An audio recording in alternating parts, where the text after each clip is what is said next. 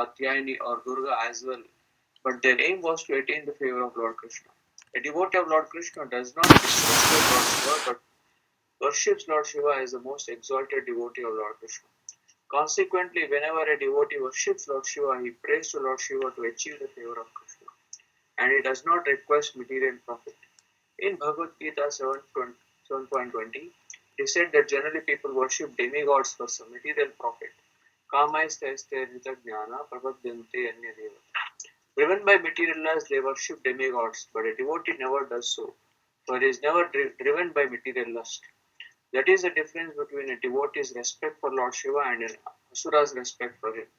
The asuras worship Lord Shiva, takes some benediction from him, and misuses the benediction and ultimately is killed by the Supreme Personality of Godhead, who awards him liberation.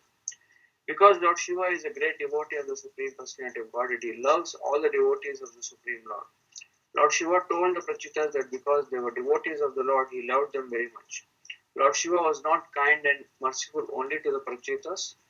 Anyone who is a devotee of the Supreme Personality of Godhead is very dear to Lord Shiva. Not only are the devotees dear to Lord Shiva, but he respects them as much as he respects the Supreme Personality of Godhead.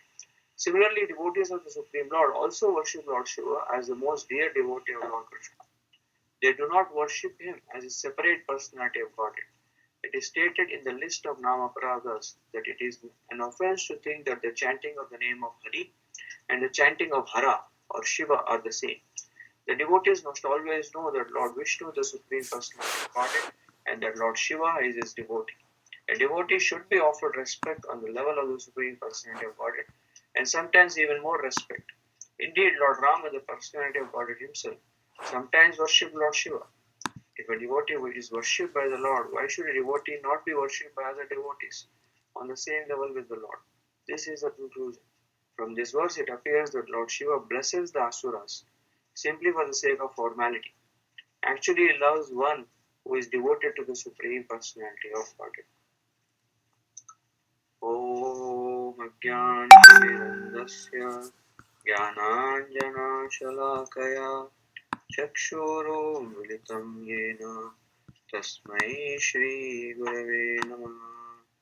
Shri Chaitanya Manobhishtam Sthapitam Yena Bhutale Swayam Rupa Gadameyam Dadati Swapadantikam Vandeham Shri Guru Shri Yutapadakamalam Shri Guru Vaishnavamscha Shri Rupam Sagrajatam Sahagana Raghunathanvitam Tam Sajivam Sadvaitam Savadutam Parijana Sahitam Krishna Chaitanya Devam Shri Radha Krishna Pada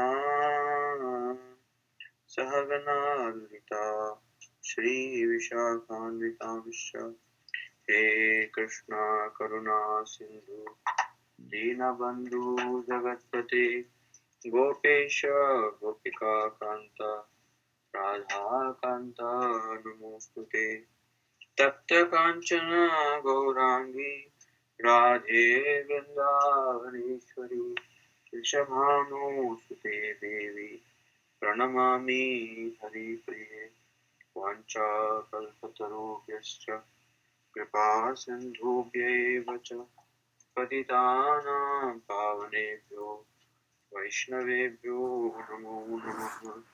Sri Krishna Chaitanya Prabhu Nityananda Shri Advaita Gadadhar Shivasadi Gaura Bhaktavinda Hare Krishna Krishna Krishna Hare Hare Hare Rama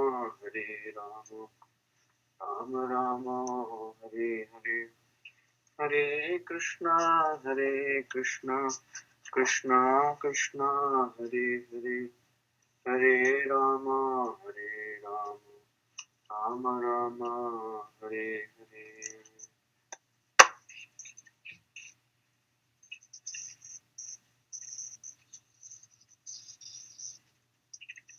Hare Krishna. Hare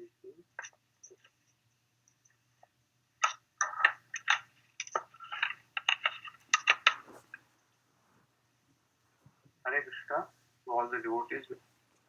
Very grateful to be having this opportunity to share some Bhagavad Charcha with all the devotees that have assembled on this online Japa conference call.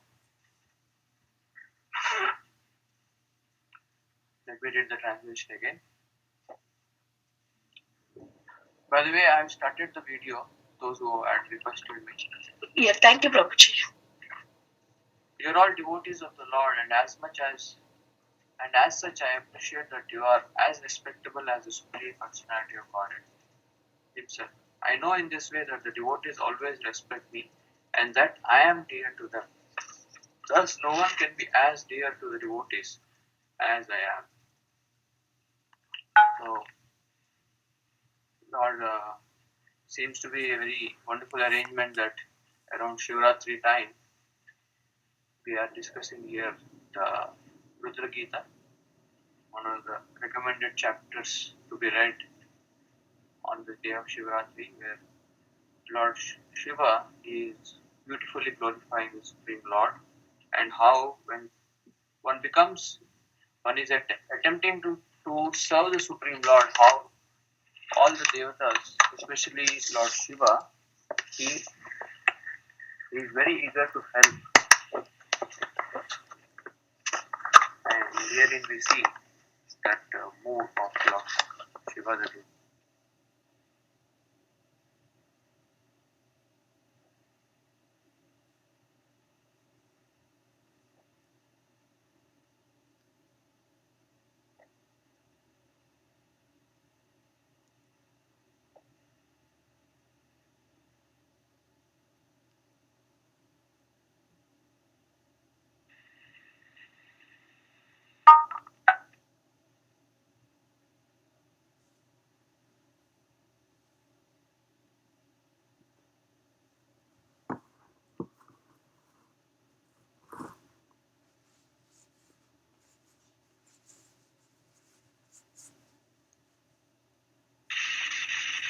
Hare Krishna.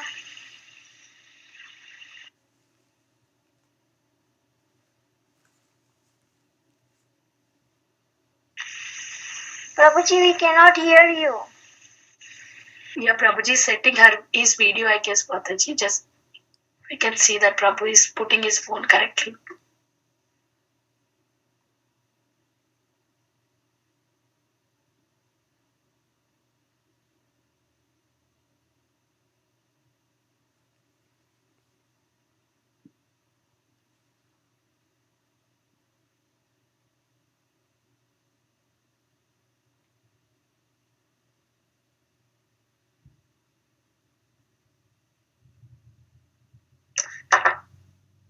Prabhuji, now we cannot hear you, Prabhu. I guess you muted yourself. Oh yes. Can it be heard now? Yes, Prabhu. Yes, Prabhu. Okay.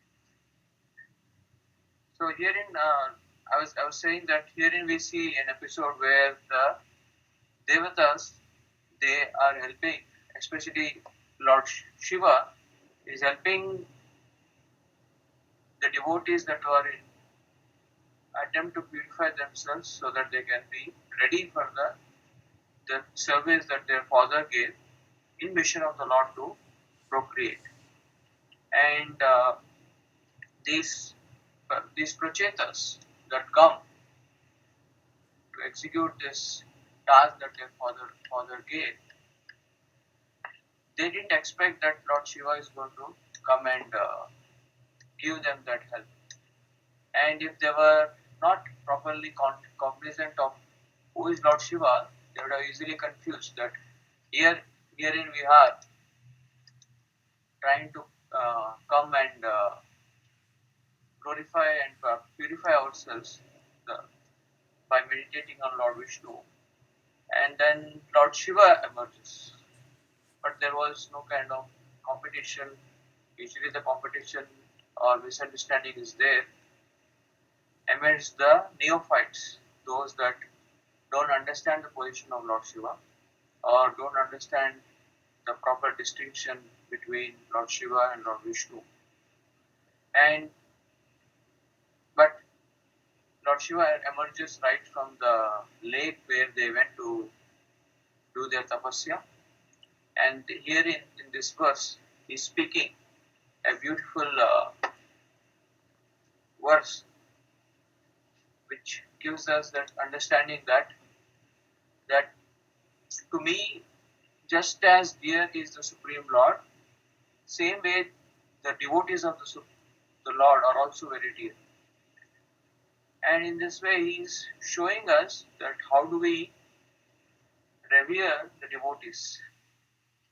Even in the Mangalarti, we sing that Sakshat Dharitvena Samasta Shastre, that the supreme, that the spiritual master is Sakshat, that the same Lord has mercifully sent one of his very dear devotees to this planet, to, and he personifies all the scriptures. And this aspect is something that is a very beautiful understanding between the devotees and the Lord, that they're always eager to glorify each other, put others as the one who's supposed to be getting the credit, like Lord Krishna in the battlefield of Kurukshetra. He made Arjuna the hero. Lord Ram, although he could have also crossed the ocean through a jump, only Hanuman jumped across the ocean, but Lord Ram, he took help of all these monkeys to make the bridge. And then he walked to the bridge, but the understanding that Hanuman had was that I could only do this because Lord Ram empowered me.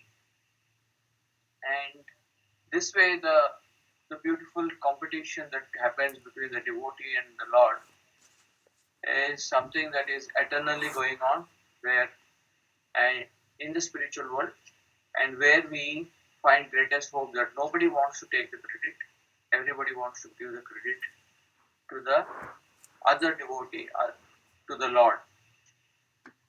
And although this is a very beautiful and amazing relationship between the Lord and the devotees, especially when it comes between Lord Krishna and Lord Shiva, for the common people, it becomes something bewildering. And this is often asked that if Lord Ram is the supreme, then why is he worshipping the Rameshwar, the linga of Lord Shiva, and taking his blessings? One reason is that he respects the space that has been given, that is a material space, to Lord Shiva, and he is the in charge for this space.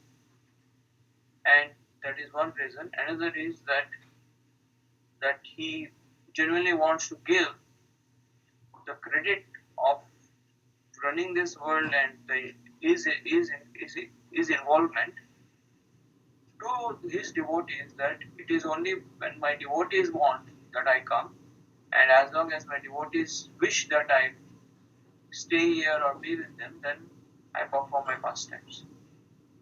So therefore, there has always been these two kinds of sects in spiritual circles. One is the Vaishnava sect and the Shaiva sect, and there is such a differences of opinion, fights within these two. May not be now. Now, almost everybody has become kind of superficial. But in the olden days, that Gaurav should explain to us that if there is a Shiva temple on any street, then no Vaishnava would go through that street and goes from some other street. And same, if there is a Vishnu temple, then no Shaiva used to go, and then in that King Kolatunga, how he wanted to make the whole South India into Shaivism, and then he caught Ramanuja. He wanted to convert Ramanujacharya, and how his great disciple Kuresh, he sacrificed sacrifices himself, his eyes and his guru Mahapurna just to protect Ramanacharya so that the proper understanding the sampradaya continues and they sacrifice their lives. And but this is all. This is especially this kind of differences and fights is mainly because of not understanding that Lord Shiva is a great devotee and he is serving in a way that which often most of us cannot rather grasp. And the Kumbh Mela that happens in Nasik, uh, even till today, there are whenever you go to Kumbh Mela, all the Vaishnavas they take part in Chakratirtha, and all the Shaivites they take part in another place because around 1,000 years back when there was a Kumbh Mela there, Maharaj was explaining that when both these sects came, they started to fight with each other. That who will be first or who is better, and then it became such a fight that all these spiritualists or sadhus they started to fight with each other, and around 1,000 to 1,200 people were killed in that, and then they both met and they kind of divided the place that if you are doing it separately, then there is no kind of issue that you worship uh, Shiva in one place and we will worship Lord Vishnu in another place.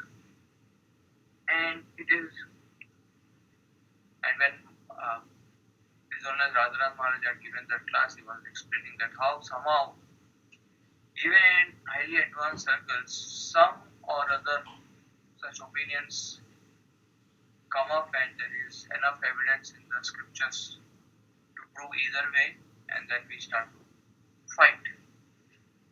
And Shivratri went a few days back, and I was reading through some of the pastimes that happened on the day of Shivratri. And one of the references to Shivratri origin is the episode of Samudra Manthan Leela, that when during Samudra Manthan pastime, when the halahal, when this deadly poison had come out, then all the devatas, all the danavas, everybody was suffocated, was dying out of this vicious poison. Everybody was running away. That time, Ajita, he requests and he sends all the devatas that you all go and request Lord Shiva to take up this, to drink this poison. And the devatas, especially some section of the devatas that go and they start to pray. And in their prayers, if you read in the Bhagavatham, 8th canto, the Prajapatis, when they start to pray, they glorify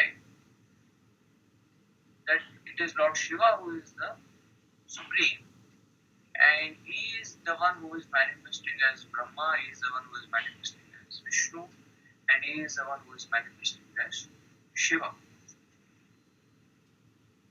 And we sometimes this is told by some Shaivites that it is from Shiva all the three are coming, and then we say no, it is from Vishnu that all the three are coming. But when I read this verse in the Bhagavatam, you can find this verse when the Prajapatis start to pray to Shiva in the chapter of Lord Shiva drinks the poison. They start to glorify innumerable verses that it is you who is the source of everything. And Srila Prabhupada gave purpose to that. And in the purports, he is constantly saying that this is whom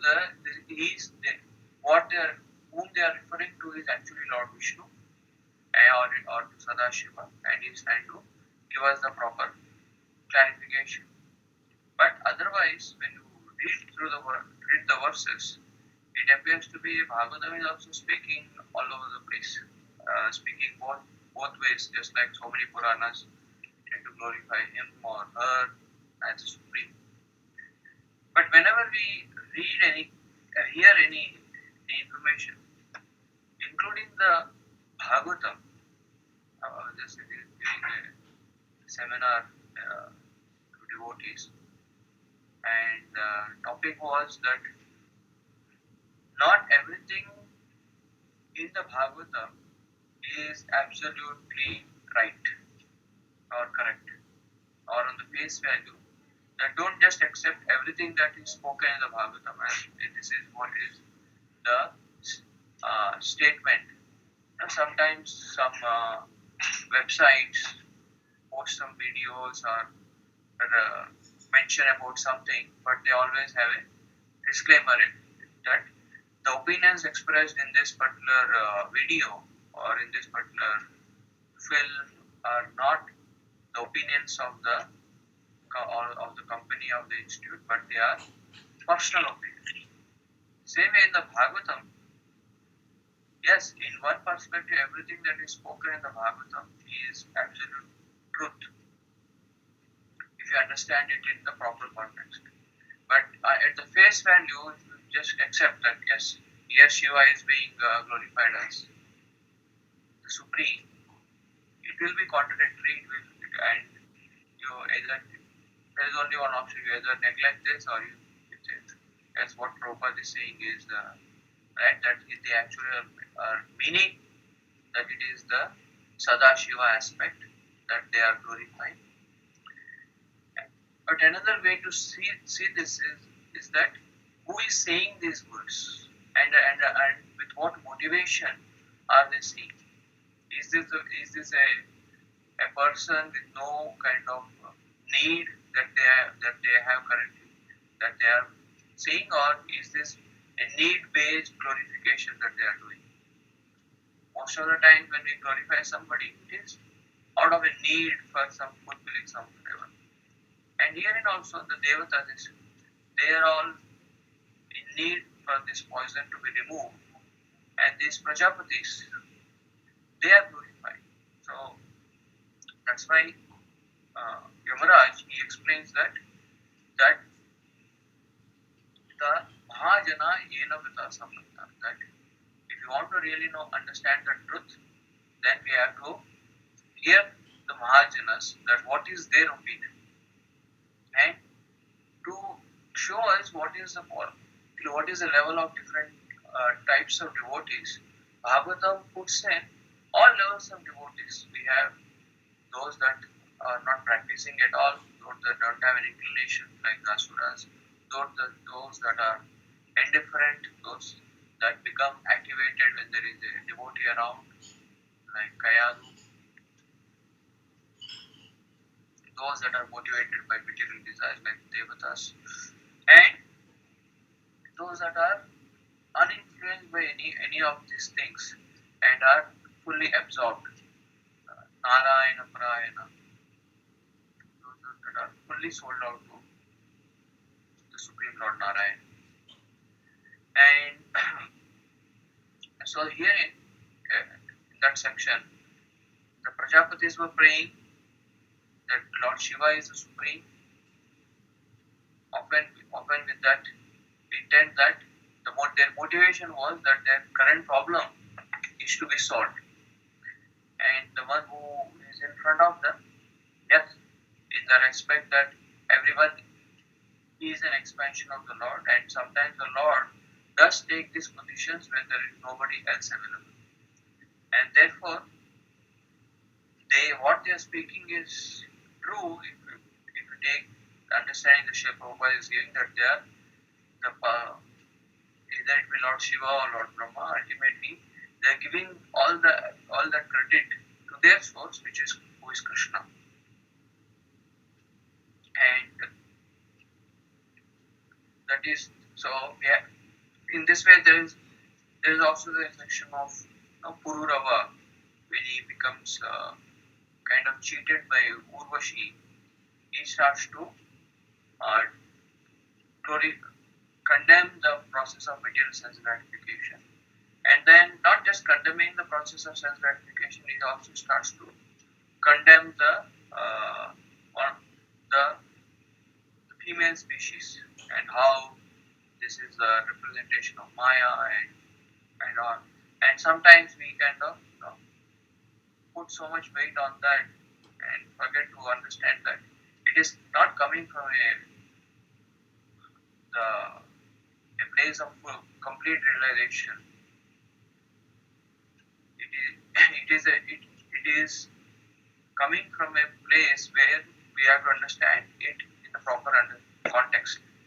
So it's not that it is wrong, whatever is being spoken there, but then when that is tend to be made as absolute, so Prabhupada always said that our bodily or the situations where we are in, they definitely have an influence on us, but once we start to chant Hare Krishna and we start to come out of those identifications, then we either can choose to be influenced by those conditioning, those influences, or we can choose to not be influenced by them.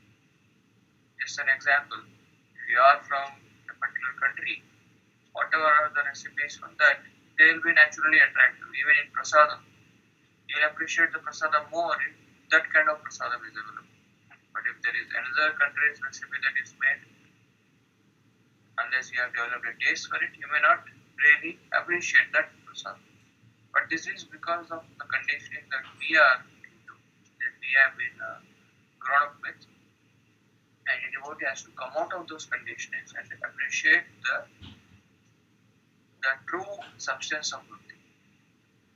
And that's one role that Lord Shiva helps us to play and see that bhakti is not a stereotype way in which most devotees kind of think. It is a vidhi that the acharyas have given. But then Daksha became so stuck up with the vidhi that he couldn't see that how can somebody else have another way to serve the Supreme Lord. And that's when he misunderstands Shiva. And Shiva is one of the most selfless tasks in the universe is to shelter those that have no material gross bodies, the bhutas. And and although he is doing all this selfless tasks, his constant immersion is to discuss the Krishna Lila, chant Krishna's pastimes, and in Vrindavan there are so many temples of Lord Shiva. And I was really startled by this third sentence of Srila Prabhupada in this verse, wherein he says, all devotees of Lord Krishna are also devotees of Lord Shiva. So all devotees of Lord Shiva need not be devotees of Krishna because they are kind of in a mode that okay, Shiva is, they may not have proper full understanding. But if you are a true devotee of Lord Krishna, then you are also devotee of Lord Shiva because you understand his role. He is the Kshetrapal. Without his permission, we cannot enter Vrindavan. And when Raslila was happening, it was the Gopeshwar Mahadev.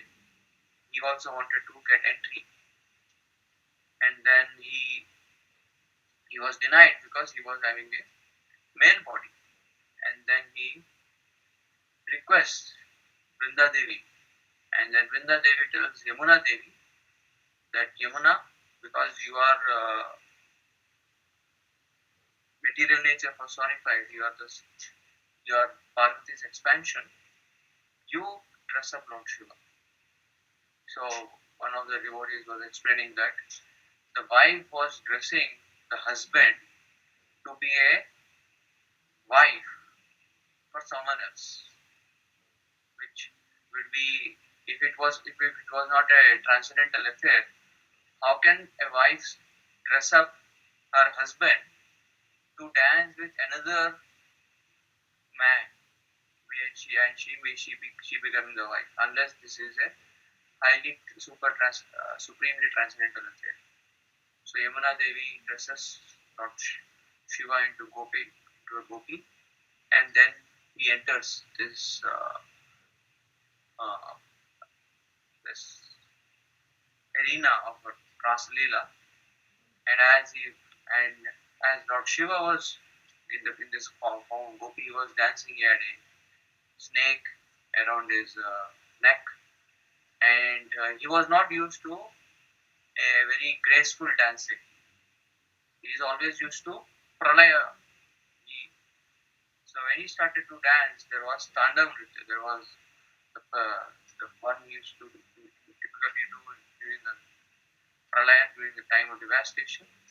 So the the dance, the Rasleela kind of got everybody started to notice that who is this Gopi who is dancing like Lord Shiva in a Tandav Nritya, and then there were some devotees that gave this service that you guard the Rasleela and ensure that nobody who is not qualified enters into this space. So therefore, just behind Gopeshwar Mahadev, there is a path, there is a small alley that goes to the Vamsivata tree, where it's an amazing, it's not often visited by devotees. Most of us visit Nidhivan, where Krishna rested after the Rasalila, but this is the place, Vamsivat, Gopeshwar Mahadev is the place where actually the Rasalila happened, and the tree is still there, and then all across the Gopi Gita is written. So it's a wonderful place. But what we need to understand is that it is He who allows us. And how does He allow? Recently, one of very elevated devotees, he was explaining that Lord Shiva is the controlling deity of our ahankar, and our false ego becomes one of the most biggest obstacles in our practice of bhakti, especially to be in the mood of the servant. It is that ego that doesn't allow us, and so therefore we take blessings of Lord Shiva, or we request Lord Shiva that please, you are the in charge of this. Please remove this. Please allow me to be a servant. This Purusha Bhava, this mentality to be the enjoyer, is not allowing me to enter into that space where I can genuinely serve the Lord.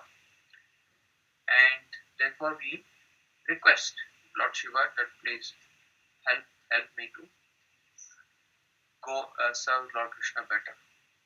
One of our devotees, he had when our Udupi Yatra was happening, he had gone, today morning Maharaj also explained how Madhvacharya had established 8 matas around Udupi temple, where the eight different lines of his disciples are maintaining the worship even after 800 years. Wonderful.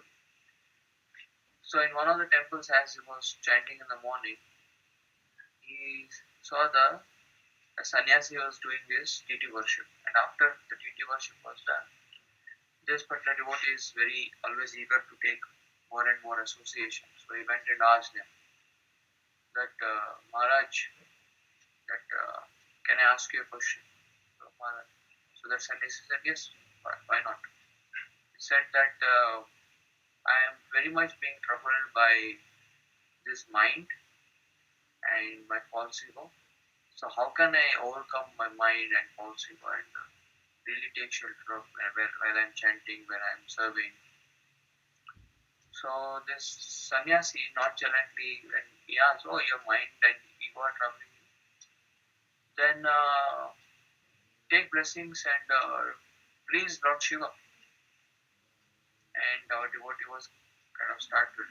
He said, "But Maharaj, we are supposed to worship only Krishna, right?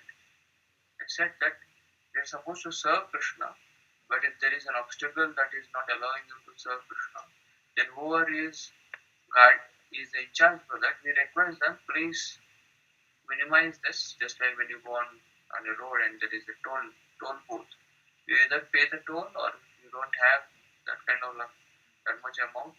At least it works in India. You say हरे कृष्णा का गाड़ी है, थोड़ा हम सेवा के लिए जा रहे हैं, that we are going for some service and we don't have enough money, or we do this for as a service, so please let us. And well, most places it works, especially if you give them some good prasadam, some mercy of Lord Krishna, then it definitely works. So same way that the devatas, they help us to, if our intent is very sincere, they help us. So same way he explained that we want to serve the Lord, just like Sanatan Goswami was told Rupa Goswami or Raghunath Bhatta Goswami that the devotees want to serve the Lord, they don't want to take service from the Lord, because we are meant to be servants. But just like a small child always depends on its parents, in our exclusive shelter is always Lord Krishna. But at times like this, where we are not able to take shelter of Krishna and we identify, or especially on those days where it has been reserved for their glorification or some Herculean service that they have done. So we do pray and request them that please help us to overcome this ahankar that is not allowing me to serve, or please help me to control my mind so that I can use this mind, Savai Mana Krishna Padar Vendu, that I can fully dedicate my mind in Supreme Lord. And today what happens to be the disappearance of two exalted devotees in our Vaishnava line that showed us that absorption in Krishna, Rasikananda Dev Prabhu and Jagannath Das Babaji Maharaj. Jagannath Das Babaji Maharaj was the spiritual master of Bhaktivinoda Thakur.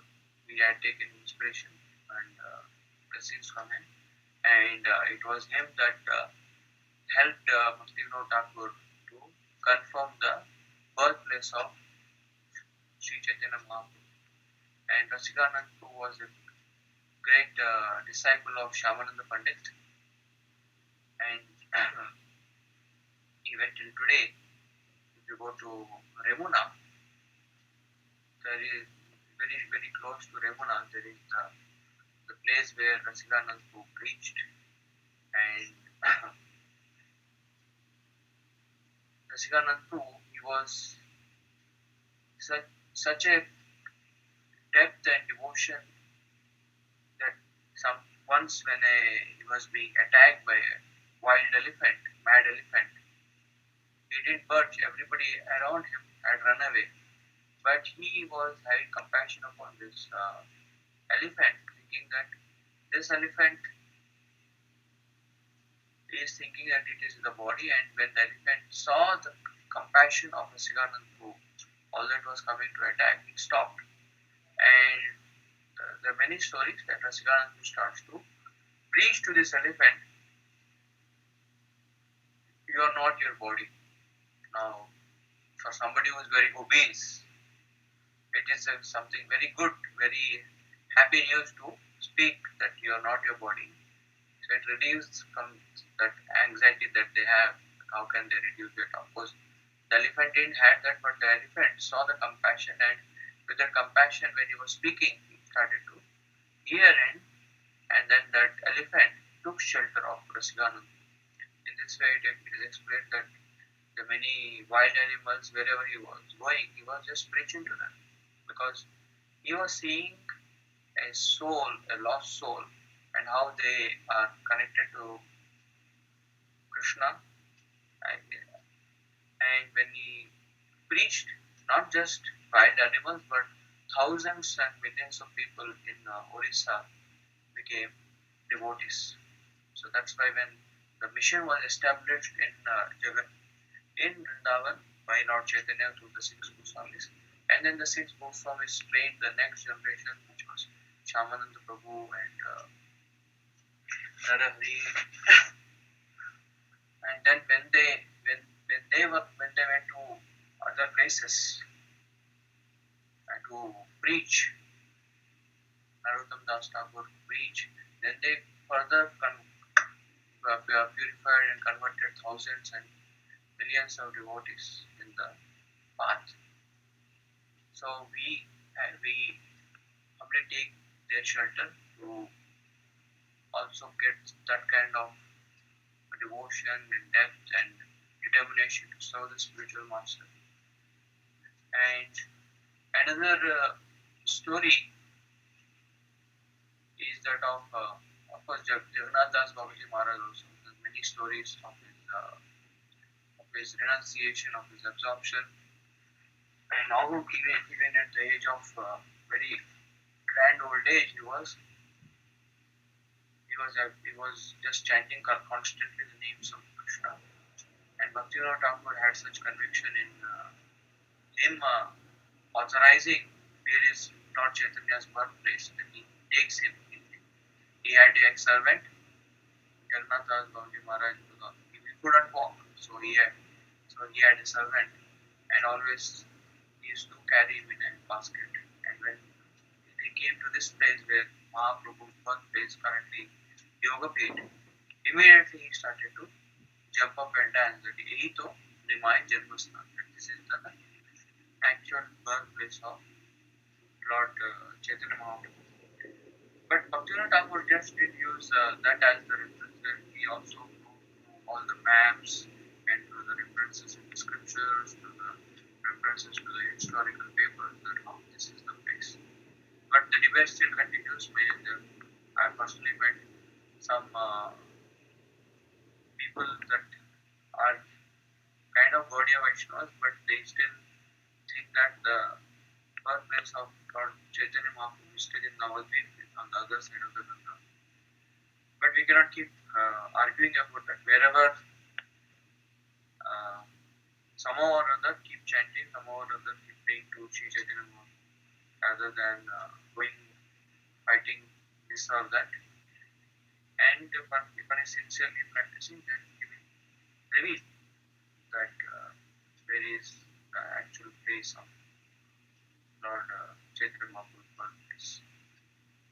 So I'd like to stop here and see if there are any questions that are there.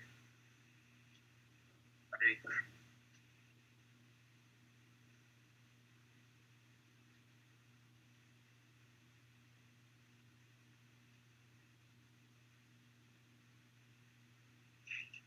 Any questions or comments or additions that you would like to do?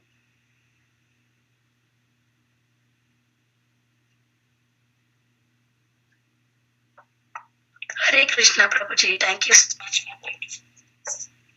Hare Krishna. Is there anybody having any questions for Prabhuji? Please go ahead.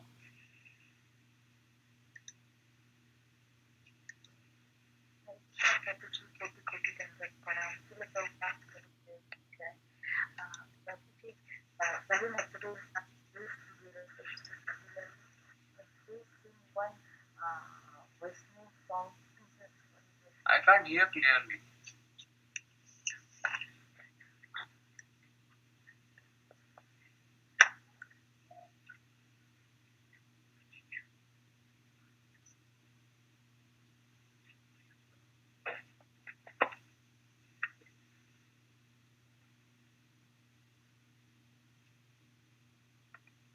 Hare Krishna Prabhu.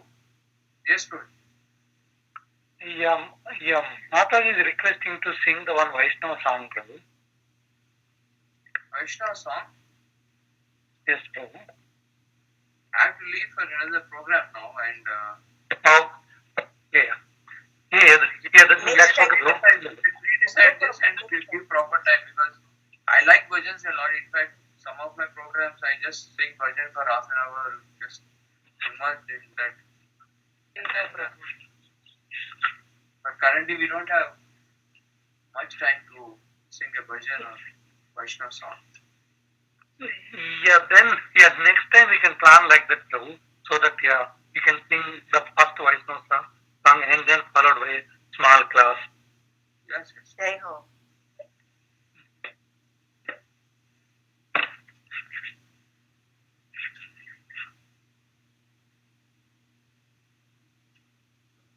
Anything else?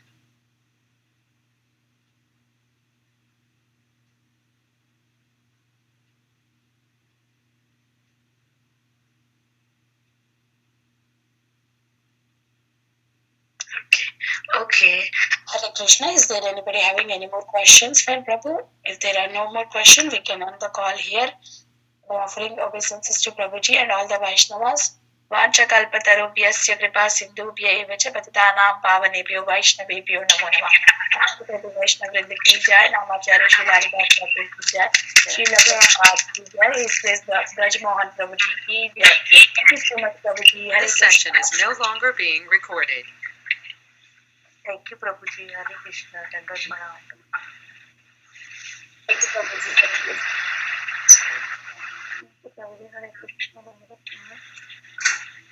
Thank you, Prabhuji. Hare Krishna. Thank you, Prabhuji. Hare Krishna. Thank you, Prabhuji. Hare Krishna.